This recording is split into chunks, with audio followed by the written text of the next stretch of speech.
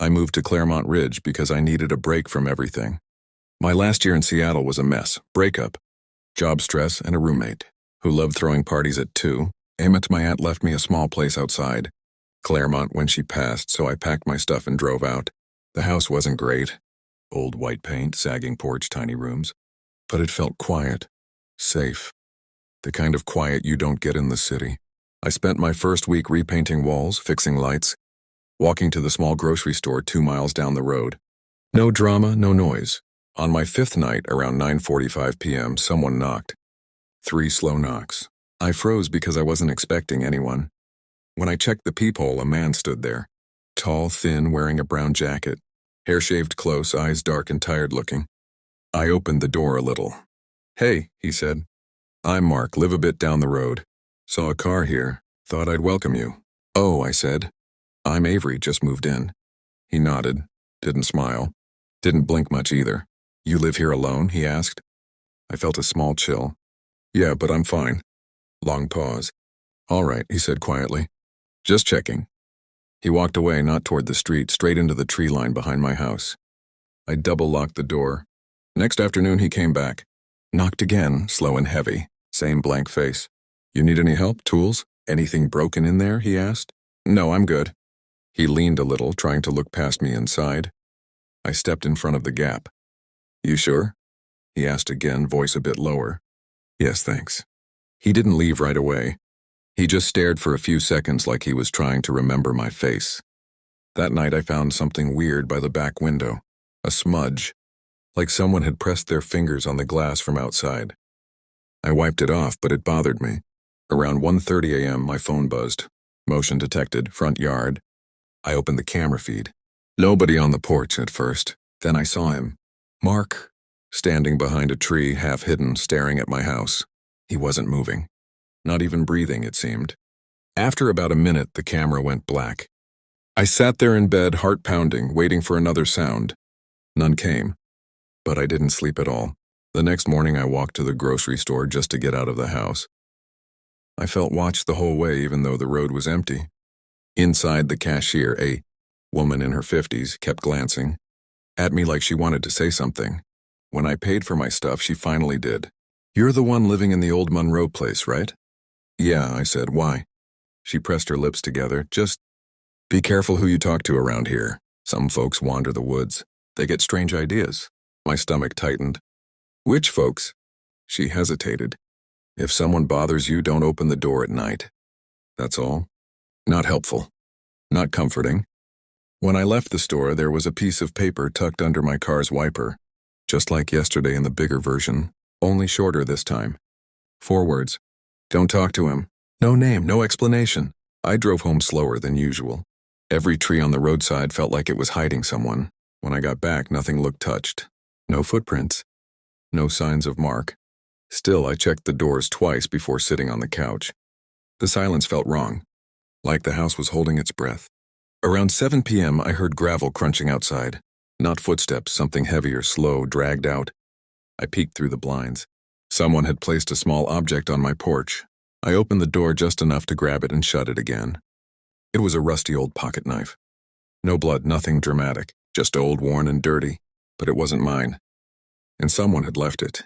Before I could process that, a knock hit the door. Not loud. Not fast. Just 3 slow knocks. My heart jumped into my throat. I didn't open it. "Avery," a voice said. Mark's voice, calm, too calm. "Saw your lights. Thought I'd check in." I didn't speak. "You okay in there?" he asked, still soft, like we were friends. Silence. "You should open the door," he added. Not rude, not angry, just expecting. I backed away from the door step by step until my calves hit the couch. Mark knocked again, slower this time. "You home alone again?" he asked. That's when I grabbed my phone and dialed the non-emergency number. Before anyone answered, the knocking stopped. I listened hard, but I didn't hear footsteps. No walking away, nothing. When I finally got the operator, she said officers were busy but could drive by when available. Great. When I checked the porch camera later, the footage made my chest tighten. Mark didn't leave. He stood there for 8 minutes unmoving, staring straight at the door, like he was waiting for me to slip up, unlock it, or breathe too loud. Then he stepped out of frame and didn't come back. I barely slept. I woke up feeling like I hadn't slept at all. Every little sound in the house made me jump. The fridge, the floorboards, even the wind outside. It felt like Mark could be anywhere. Watching. Waiting. Around noon, I decided I couldn't sit inside anymore. I grabbed my keys and drove into town. I didn't have a plan, just needed people around me. At the cafe, the same cashier from the grocery store was sitting by the window. She looked surprised to see me, like she didn't expect I'd still be living out there. "You okay?" she asked quietly. "Not really," I said. "There's a guy named Mark who keeps showing up at my place." Her face changed instantly, not shocked, more like she already knew the name. She leaned in a little. "If he shows up again, don't talk. Don't ask questions. Don't answer the door." I felt a chill. Why? What's wrong with him? He doesn't work. He doesn't talk to anyone except new people. He hangs around the woods all day. People in town say he gets attached. She lowered her voice. A few months back, he kept going to a woman's house. She moved out overnight. Didn't tell anyone. Just left. My stomach dropped. "What does he want?" I whispered. She shook her head. "Nobody knows. Just stay alert." I left the cafe shaken, looking over my shoulder all the way back to my car. When I reached home, something felt off. Not wrong, just different. It took me a minute to realize what it was. My front door was unlocked. I froze. I always lock it, always. I pushed it open slowly, holding my breath. Everything looked normal. The couch, the shelves, the kitchen. But the air felt disturbed, like someone had walked through just minutes before I arrived. I checked the hallway, then the bathroom, then the bedroom. All clear, but on my nightstand was something that hadn't been there before. A photo frame turned face down. I didn't even own a photo frame. My hands shook as I picked it up. Inside was a picture of my cabin taken from the woods, from far back. A zoomed-in shot of one window. My bedroom window. I dropped the frame and stepped back, my heart racing so fast I felt dizzy. Someone had been right outside my house at night. Someone had been close enough to my bedroom to take a picture. Before I could call anyone, a loud thud hit my porch. I jumped so hard I almost dropped my phone. I peeked through the living room window. A small stone lay on the porch. Nothing special, except there was a note tied to it with thin rope. Hands shaking, I opened the door just enough to grab it. The note had messy handwriting. "Stop going to town. Stay here. I can help you." My whole body went cold. He didn't want me leaving. He didn't want other people talking to me. He wanted me isolated. The moment I stepped back inside, the woods behind the cabin went silent. No birds, no wind. Just dead quiet, like the world was holding still. Then I heard it. Footsteps. Slow, steady footsteps moving along the back of the house. I backed into the living room, gripping my phone so tight my fingers hurt. The footsteps stopped right outside the bedroom window, right where the picture had been taken. I didn't dare breathe. For a few seconds, nothing happened. Then, tap, soft, on the glass. Tap, again, like someone gently testing how thick the window was. Like they were waiting for me to come closer. I didn't. I stood frozen until the sound drifted away, steps moving back toward the woods. The dispatcher on the phone kept asking, "Hello? Ma'am, can you hear me?" But I didn't even respond. I just stared at that window, heart pounding in my ears. Whoever was out there wanted me to know they could get close, and they weren't done. Not yet. I didn't call the police right away. I don't know why. Maybe I was scared they wouldn't take it seriously. Maybe part of me didn't want to find out how close he still was. I sat on the living room floor with my back against the couch listening. Every tiny sound felt sharp, branches cracking, leaves shifting, wind brushing the siding. I kept checking the windows, expecting to see a shadow at any second. Around 6 p.m., when the sky started turning orange, I finally forced myself to stand. I couldn't stay in that house another night. I packed fast, wallet, charger, a jacket, 2 shirts. I didn't care about the rest. Before leaving, I checked the yard through the blinds. Nothing. No one. I stepped outside slowly, locking the door behind me. My car sat only a few steps away. I held my keys tight, trying to breathe normal. I had just reached the driver's side when I saw it. A pair of muddy boot prints, right next to my car door, fresh ones, facing the house. Watching the door, my stomach flipped. I whispered, "No, no, no," and got into the car as fast as I could. My hands were shaking so much, I fumbled the keys twice before finally starting the engine. I pulled out of the driveway, heart pounding, staring at the rearview mirror the whole time. Halfway down the gravel road, something made me slow down. A figure stood on the side of the road. Tall, still, facing my direction. I didn't want to believe it was him, but the second my headlights hit his jacket, I knew. It was Mark. He didn't move, didn't raise a hand, just stood there watching my car pass like he'd been waiting for this exact moment. I kept driving, faster, breath short and shaky. I didn't stop until I reached a gas station on the edge of town. I parked far away from the entrance, locked the doors, and tried to calm down.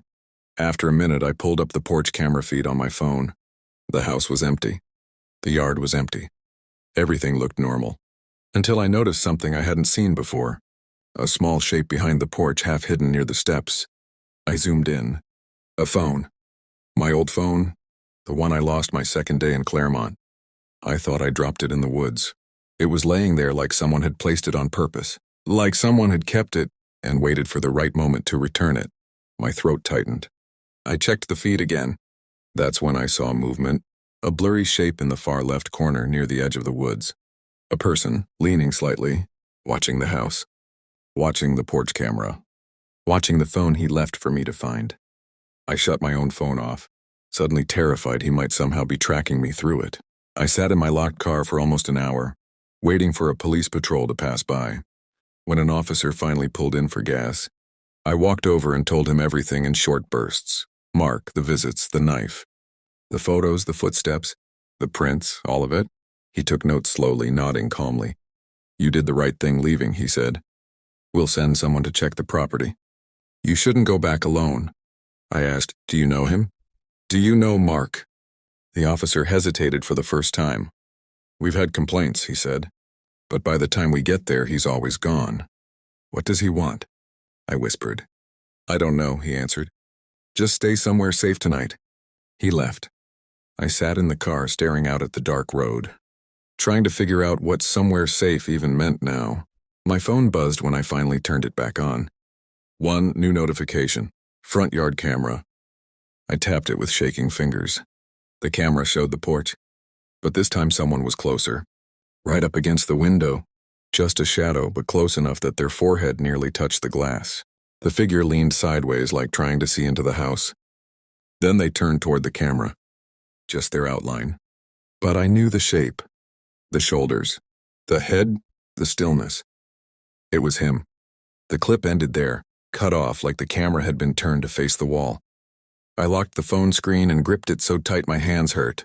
I wasn't at the cabin anymore. But he was. And he knew I'd left.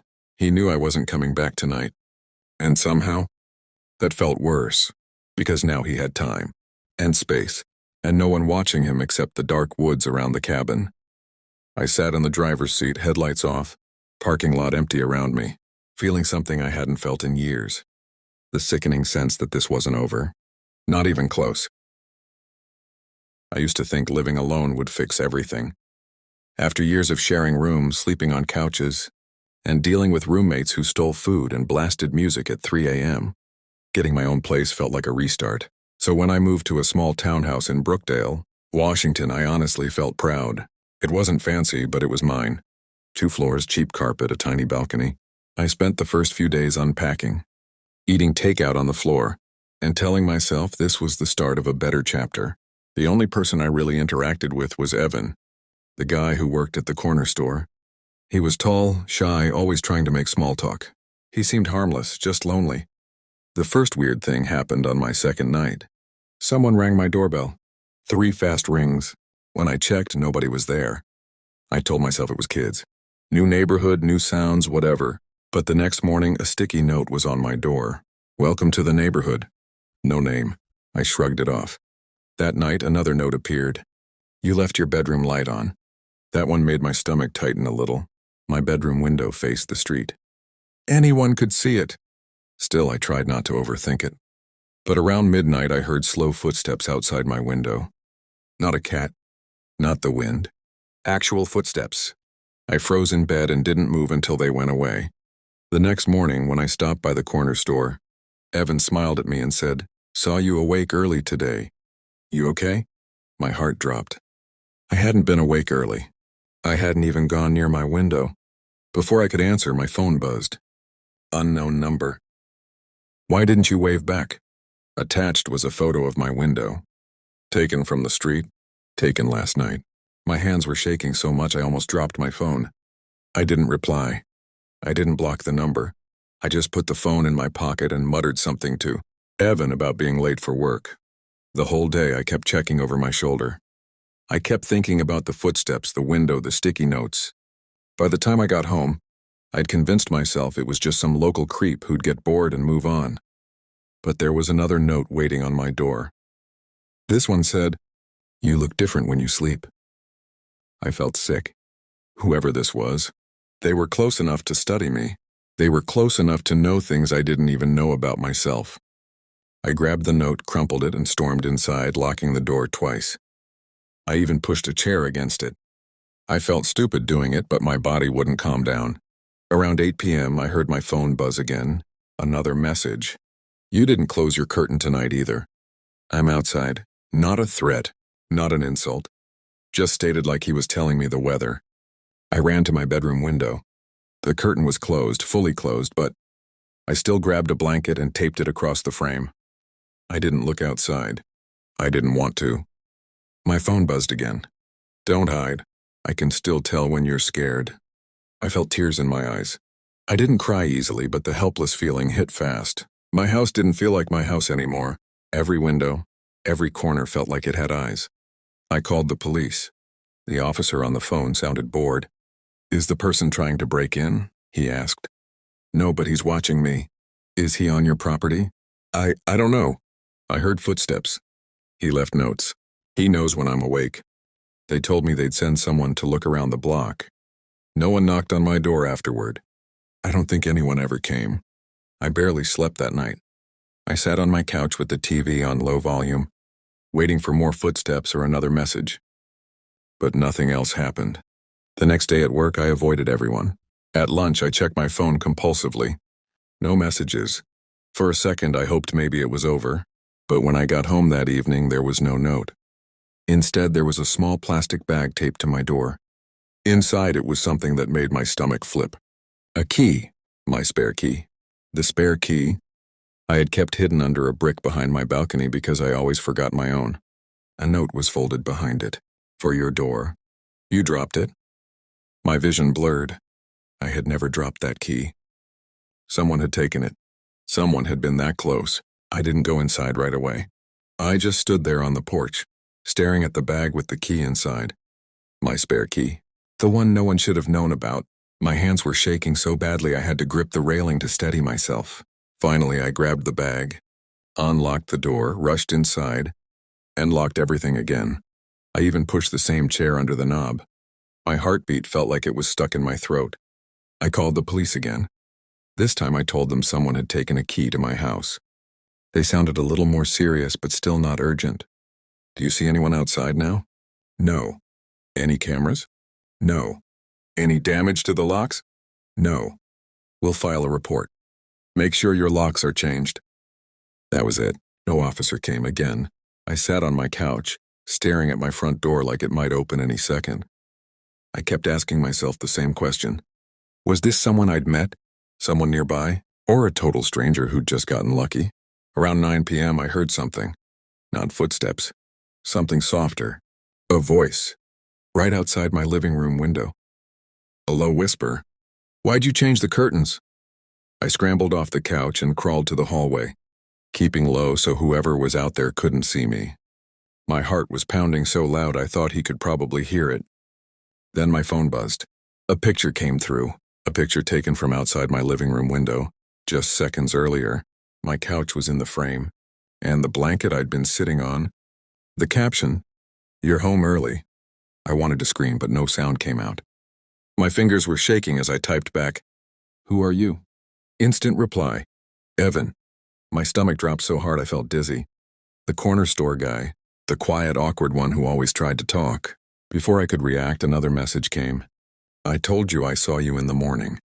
You don't listen." I crawled to the kitchen, keeping away from the windows, and grabbed a knife. My hands were slippery with sweat. Another buzz. I liked when you lived with your lights on. You looked more real. Then, can I come in now? I didn't think. I just ran to the bathroom, locked myself inside, and sat in the tub with the knife in my hand. I kept listening for the sound of my door opening. Nothing happened. No footsteps. No voice. No messages. Just silence. I called 911 again, voice shaking. And this time I told them someone was trying to get into my house. They finally sent a patrol car, but when the officers arrived, Evan was gone. They looked around the block, checked the bushes, the parking area, even the alley behind the townhouse. Nothing. One officer asked if I wanted to stay somewhere else for the night. I said no, I don't know why.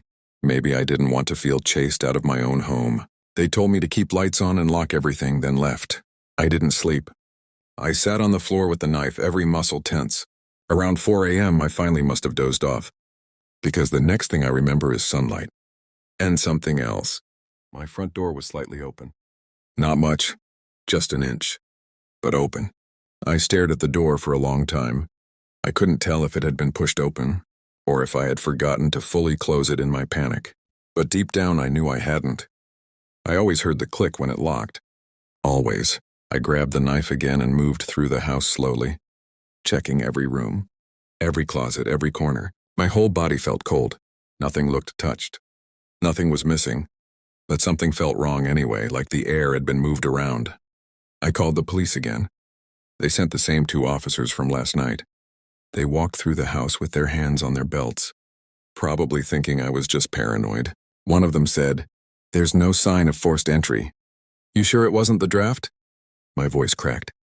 The draft doesn't unlock a deadbolt. They didn't have an answer for that. Before leaving, they told me to change my locks and avoid any contact with the guy from the store. They said they'd talk to him if they found him, but they didn't know where he lived.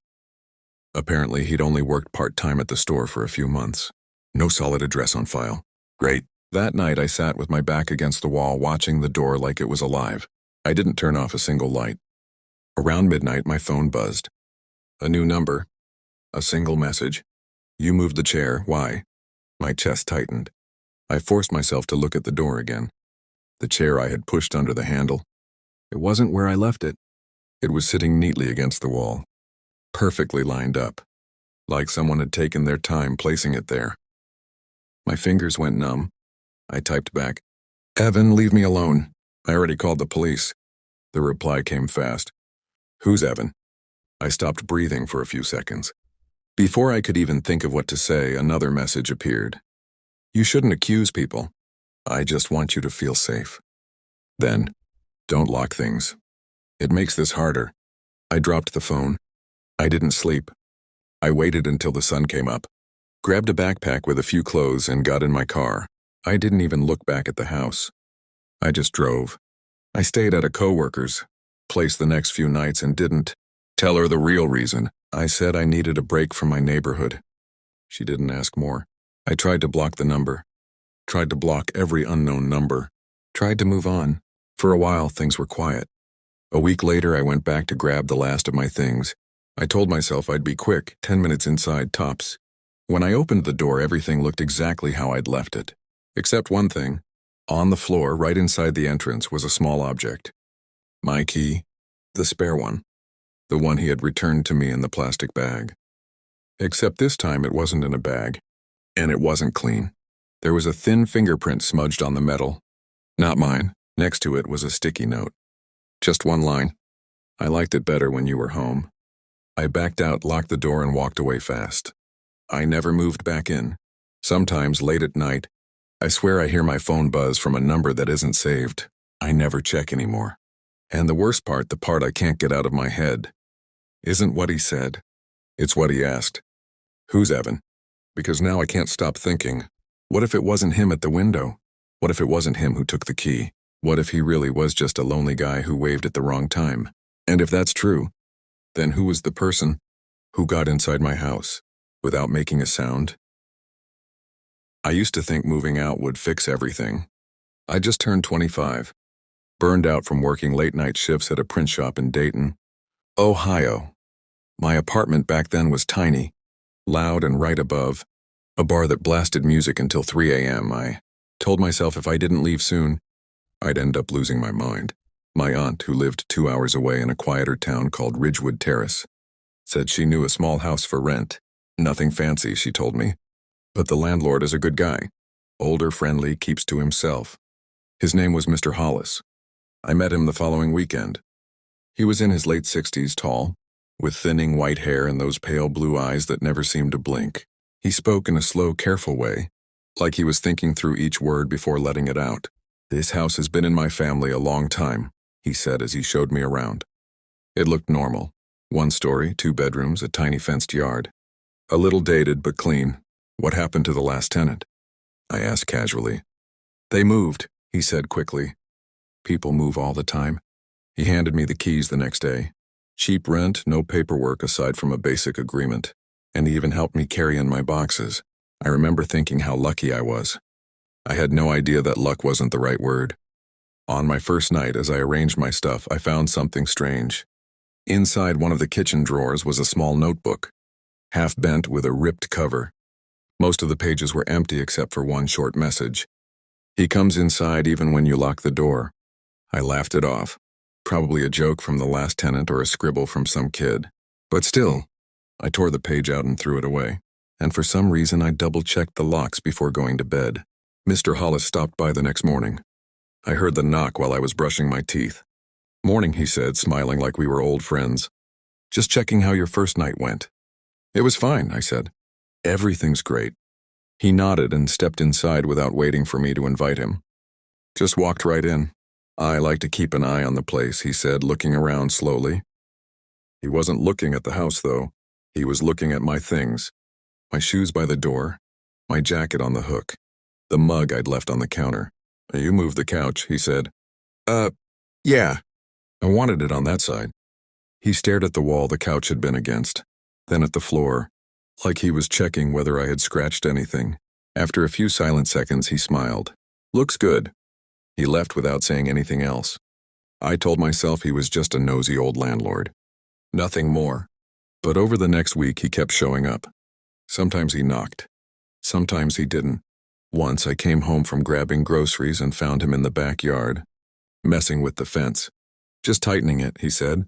Another time, I woke up at 6 a.m. and saw him sweeping the driveway with a push broom. When he noticed me watching from the window, he waved like we were neighbors sharing a morning routine. I kept trying to be polite, but something about his behavior made me uneasy. And one afternoon, something pushed that unease a little further. I was coming back from work when I noticed the kitchen window was open. I never opened it. It was stiff and hard to slide. I called my aunt. "Did you give Mr. Hollis a spare key?" "He should have one," she said. "Why?" "No reason. Just wondering." But it did feel like a reason. When I checked the kitchen counter, I saw faint circular marks in the dust, like something heavy had been placed there, then moved. And on the fridge, someone had stuck a yellow sticky note. "Keep the window shut. Drafts can be dangerous." I didn't write that. Nobody else had a reason to. I decided to find the person who lived there before me. Mr. Hollis had only said they moved, but something about that notebook message stuck in my head. A neighbor across the street, a woman in her 40s, was watering her plants when I approached. "Hi," I said. "Do you know who lived in my place before?" Her smile faded instantly. "Why, did something happen?" "No," I said quickly. "I was just curious." She hesitated, then leaned in. Her name was Taylor. She was around your age. Quiet girl. "Do you know where she moved?" "No, she left fast. Like overnight. U-Haul at 3 in the morning. Didn't even say goodbye." "What about Mr. Hollis?" I asked. She lowered her voice. "He's been here longer than anyone. After his wife died, he got strange." I didn't ask what strange meant because I was afraid she'd tell me something I couldn't unhear. That night, I heard a noise outside, a soft scraping sound near the side of the house. I looked through the blinds and saw Mr. Hollis in the dark, holding a flashlight in his mouth while using a screwdriver on the window frame. I opened the door. "What are you doing?" He jumped, the flashlight falling to the grass. "Window's loose," he said. "Thought I'd fix it. You can't just show up at night." His jaw tightened. "This is my property." "It's my home," I snapped. He stared at me for a few seconds too long. Then he said something that made my skin crawl. "It was better before you changed things." "What things?" I asked. He didn't answer. He just gathered his tools and walked away. I locked every door and window that night. Then I pushed a dresser against the back door. I barely slept. The next morning, sitting on my porch, was a folded piece of lined paper held down by a rock. I opened it. I need the key back. But I never took any key from him. 2 days later, I got home from work and froze before even reaching the door. The blinds in the living room were different. I always kept them half open to let light in, but now they were fully closed and twisted the wrong way. Someone had been inside. I checked my bedroom next. My dresser drawers were slightly open. My phone charger was unplugged and coiled neatly on the floor. And the notebook I kept on my nightstand, one I used for work sketches, was open. Pages flipped back like someone had skimmed through it. I sat on the edge of my bed trying to calm my breathing. Then, somewhere in the house, I heard a soft click. The back door. My heart dropped. I grabbed my phone and walked toward the kitchen, every step slow and shaky. The back door was locked from the inside, but the small metal latch above the handle, one I never used and was now flipped open. Someone had been here. Maybe still was. I stepped outside onto the porch, calling my aunt. Before she could answer, I saw him. Mr. Hollis stood on the edge of the yard, hands in his pockets, pretending like he'd just been out for a walk. "You okay?" he asked. "Were you in my house?" He lifted an eyebrow. "Why would I be?" "Because things were moved." "You sure you didn't forget?" His voice was calm, too calm. "I didn't forget," I said. He looked at the house, then at me and said, "You shouldn't move things around. The last tenant did that too. Made everything complicated. What does that even mean?" He stepped closer. "People think they own a place just because they pay to stay there. But some houses need things a certain way." I backed up. "I'm calling the police." He laughed quietly. "For what?" "Standing in my yard?" "Stay away from me," I said. His expression changed, not angry but disappointed. Like I'd done something wrong. "You won't last here," he said softly. "None of you do." Then he walked off, slow and steady, never looking back. I did call the police. 2 officers came, asked me questions, searched the house. They didn't find anything. "Landlords checking on property isn't illegal," one of them said. "But entering without notice is," I said. "Do you have proof?" I didn't. No fingerprints. No security cameras, just blinds turned the wrong way and a feeling in my gut. They suggested I stay with a friend for the night. I didn't. I didn't want to leave the house alone. Instead, I changed the locks. Bought a cheap camera for the living room. Pushed the dresser against the back door again. I felt silly for thinking it would fix anything. The next morning, when I checked the camera footage, the file was corrupted. Wouldn't open, wouldn't load. And on the floor near the couch, I found something I had never seen before. A small, old-fashioned skeleton key. It wasn't mine. It didn't fit any lock in the house. But there were tiny scratches on one side, like it had been pushed into places it didn't belong. I'm moving out next week. I already packed half my stuff. But last night I heard footsteps on the porch. When I checked through the peephole, no one was there. Only a single note taped to the door. "You took the key. Put it back." I don't know how he got that close without making a sound. I don't know what the key opens. And I don't know what's going to happen before I leave. But sometimes late at night, when the house gets quiet, I swear I hear the soft scrape of metal against the back door. Like someone slipping a key into a lock that shouldn't exist. Back and forth. Back and forth. I used to think moving to a quiet town would fix everything. After my parents split, things at home were loud in a different way. Arguments through walls, slammed doors, the kind of tension that makes you pretend to sleep just so no one pulls you into it. By the time I turned 15, I just wanted silence. Real silence. So when my mom got a job offer in a small coastal town in North Carolina called Hale Point, she asked if I wanted to go with her. I said yes before she even finished the sentence. Hale Point looked peaceful the day we drove in. Wide marshes, narrow roads, the smell of the ocean even miles away. But the house we rented felt isolated. Not creepy, just empty. A long gravel driveway, pine trees on both sides, and the closest neighbor maybe a 3-minute walk down the road. Mom said the solitude would be good for me. "It'll help us reset," she told me while carrying boxes inside. I tried to believe her. The first few days were normal. I set up my room facing the road, unpacked my old posters, fixed the wobbly desk, tried to pretend my life wasn't one giant restart. Mom worked late at the clinic, so I spent most afternoons walking around the neighborhood or biking to the tiny pier a mile away. That's where I saw him first, the guy who called himself Ben. I was leaning on the railing, watching a couple boats heading out when he spoke from behind me. Quiet spot for someone your age. I turned and saw a man maybe mid-50s. Tall, pale, messy beard, clothes clean but too big on him. Something about his eyes felt intense, like he was trying to read my face too fast, too carefully. I just moved here, I said.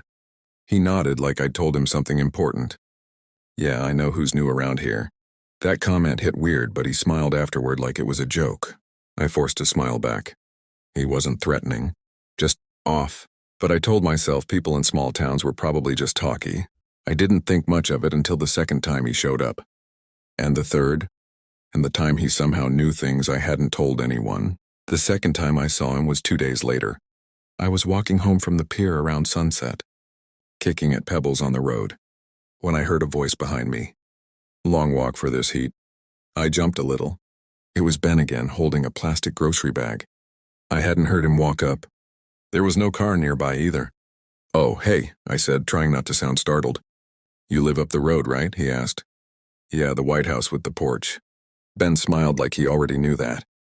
Thought so. Saw your mom drive in yesterday. She works late, huh? That made me pause. Mom never talked to anyone around here except the clinic people. And we hadn't even met our neighbors yet. Yeah, I guess, I said. He nodded slowly, studying my reaction. Don't worry. Hale Point is safe. Folks look out for each other. He kept walking beside me even though I hadn't asked him to. The road was quiet enough that you could hear the wind hit the pine trees like waves.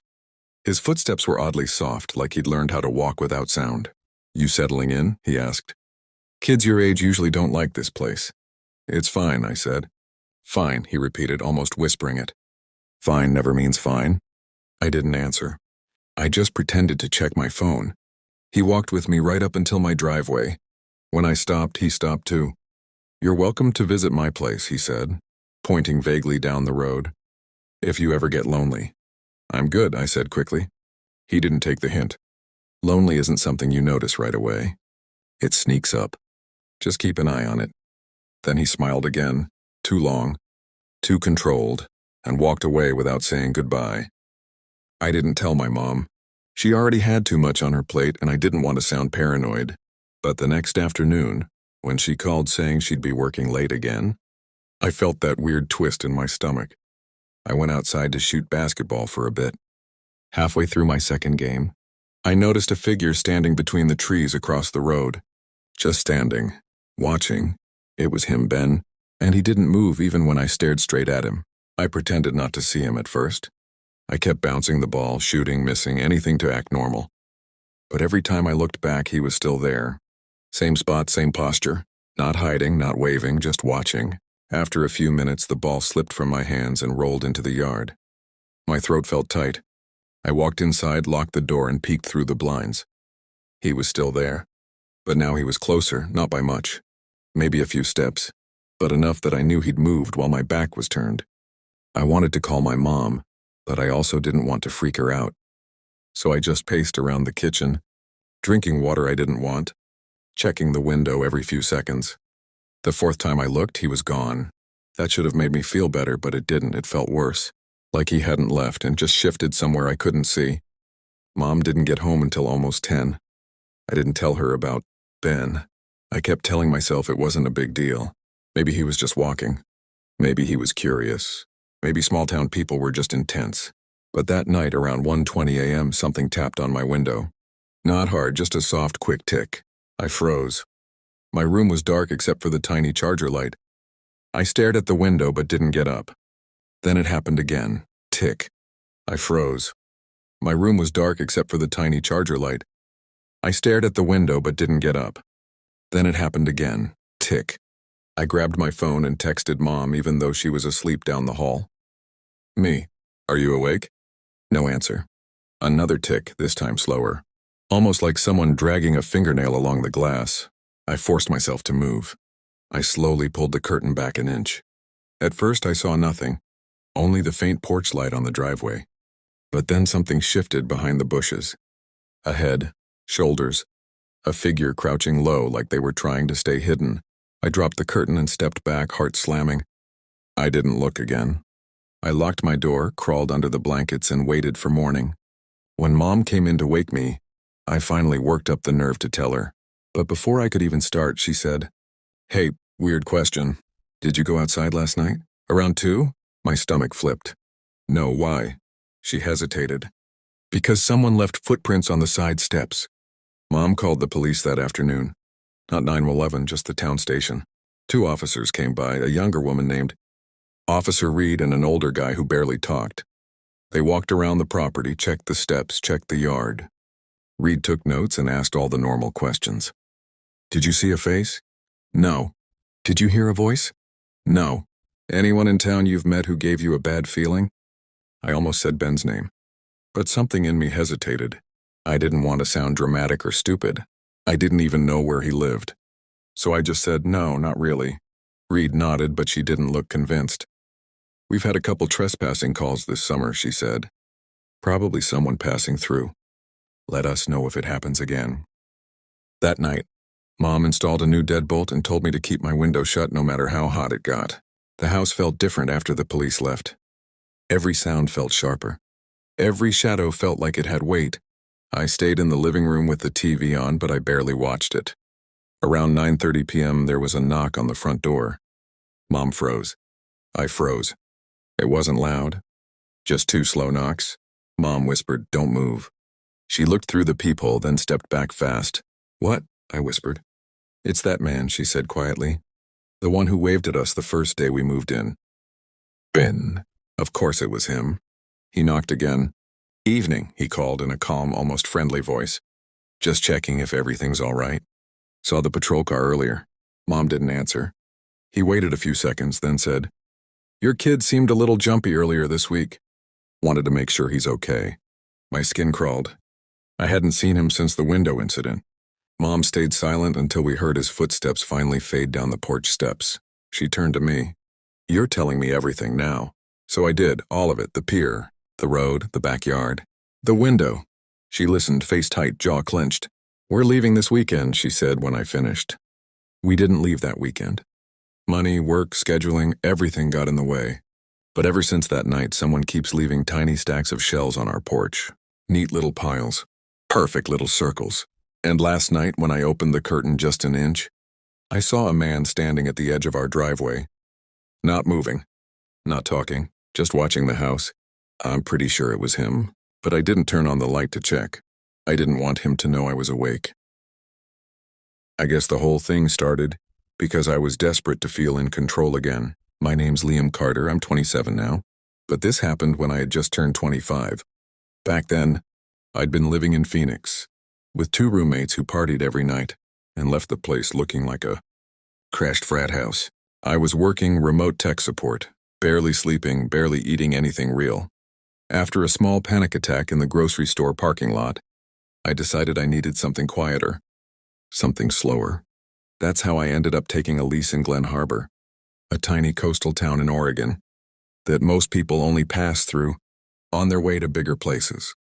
I'd found the rental on a community board, an old duplex on Birch Lane, close to the water but far enough from the tourist spots that it felt tucked away. The pictures made it look safe, normal. Exactly what I thought I needed. I got the keys from the owner, Mr. Hollis, an older guy with a stiff smile and a limp. He told me the last tenant left suddenly but didn't explain why. He said it like it wasn't important, but I remember thinking he looked relieved to hand the keys over. The first night I moved in, I was tired from the long drive. The duplex was tiny but fine, peeling paint, uneven floors, a faint smell like wet rope, but nothing terrible. I unloaded what I could and ordered a sandwich from a small shop downtown. While I waited, I walked back toward my driveway, and that's when I saw him. A guy, maybe mid-30s, standing near the bushes by the side of my place. Gray hoodie, backpack slung over one shoulder, just staring at the house. "Can I help you?" I asked. He blinked like I'd snapped him out of something. "Oh, no, sorry." He pointed down the block. "I'm looking for a house. Thought it was this one, my bad." He smiled, but it didn't feel like a real smile. More like he copied what a smile should look like. Then he walked off, no hurry, no embarrassment. Just left. I told myself it was nothing. New town, new neighbors, weird moments happen. But the first night sleeping there, I woke up around 3 a.m. Not to a noise. Not to a dream.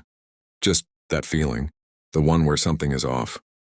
It took me a moment to realize why. The small living room window, one I was sure I'd locked, was pushed up an inch. I kept checking the window like maybe I'd imagine it shut if I stared enough. But no, there was a thin line of cold air sneaking in. I pushed it down and locked it again, trying to convince myself I'd been careless earlier. Morning helped. Sunlight always makes you feel like you exaggerated everything. I had coffee, set up my desk, tried to settle into the place. Around noon, there was a knock on the door. A woman, maybe late 20s, wearing a Glen Harbor Public Library jacket. "Hey," she said. "I'm Maya. I live next door." She handed me a plate of muffins like some movie neighbor. She seemed nice, easy to talk to. When I mentioned the guy by my bushes last night, her face tightened a little. "What did he look like?" she asked. I told her. She let out a small, annoyed sigh. "Yeah, that's probably Evan. He used to live in your half of the duplex. Left 2 months ago. He still walks by sometimes. He's not dangerous, just odd. Odd." It didn't comfort me as much as she meant it to. That night I worked late and crashed hard.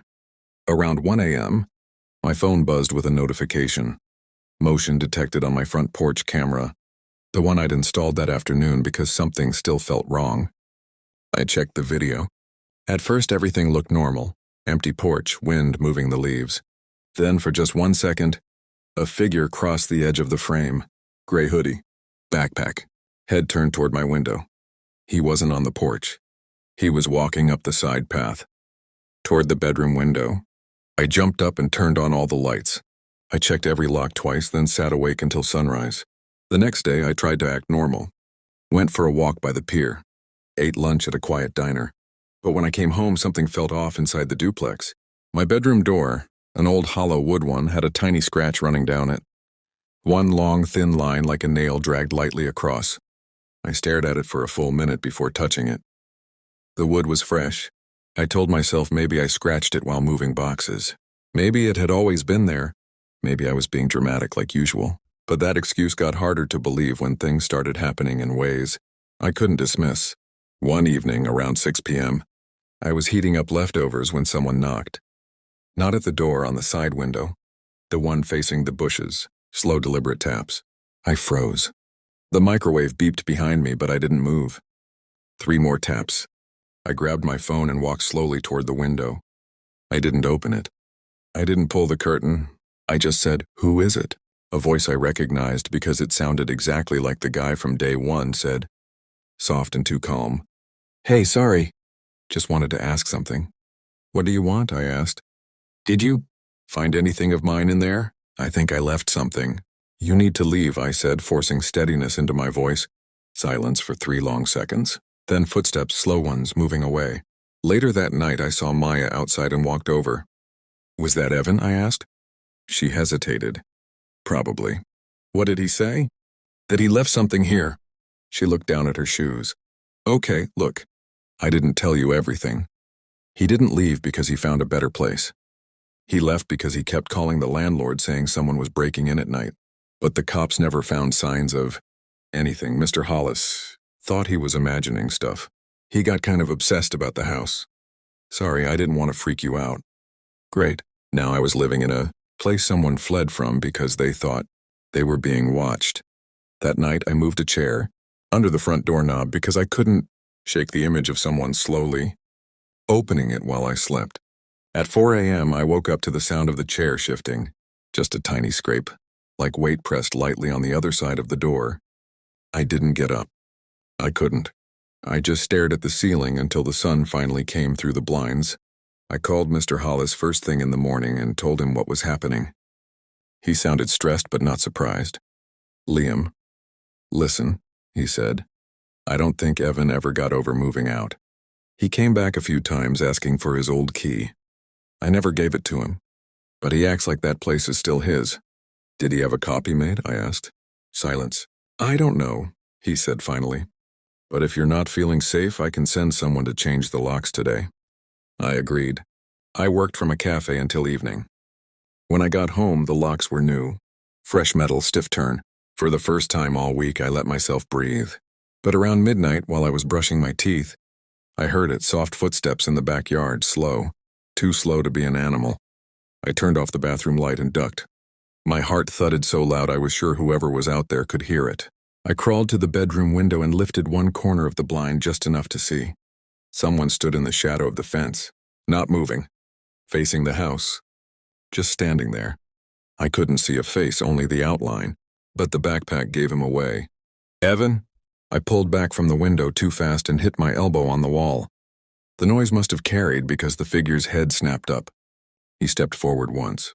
I backed away, grabbed my phone, and whispered to myself, "Call the cops, call the cops, call the cops." Before I could dial, someone knocked.